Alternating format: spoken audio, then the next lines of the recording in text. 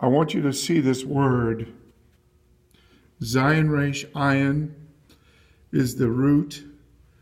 It means seed. And here it's saying your seed. The seed of the woman is contrasted with the seed of the serpent. And in Yohanan, I think it's chapter 8, Moshiach tells these unregenerate people that they are children of their father. And he's making an allusion to this. And this is what I want you to do now. I want you to think about this question. Saved because they are Jews? Are they saved because they are Jews? Is that all it takes?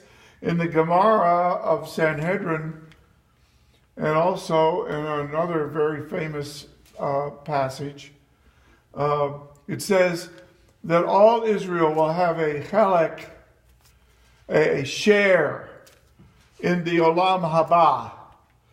And I'm sure that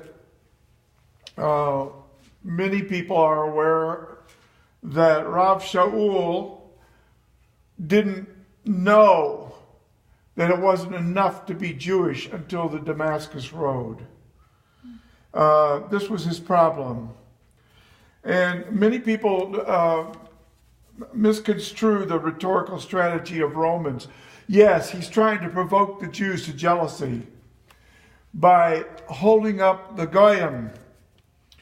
But when he does, he's not preaching like Rousseau, Jean-Jacques Rousseau, who had this notion of the noble savage. This was also in ancient Greece, in ancient Rome, the idea of the noble savage, that if you are a so-called noble savage, you do by nature what is right. Only civilization or something can corrupt you. But people born Gentile sinners who do not have the law, Romans chapter 2, verse 14, whereas, of course, Jews do have the Matan Torah, the receiving of the law, Romans 9:4. Yet here's the point. Unregenerate Jews, Romans 7:18, are short-circuited in Torah observance by their sinful Adamic nature, whereas the noble savage is not. Some people construe Romans chapter 2, verse 14 as saying that. No, this is not what Paul is preaching. Paul is not Rousseau. When the non-Jew does by nature what the law requires, he does so as one who is born of God. You've got to really look at these fishermen. John and Peter. There are two Jews. They're two fishermen. But they're on the same page so many times.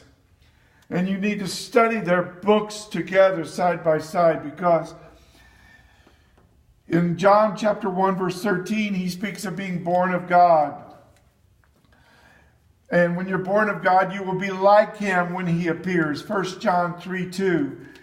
Because such a spiritual newborn has his nature. 2 Peter chapter 1, verse 4. So these so-called non-Jews, they aren't noble savages. They have the Torah written in the heart.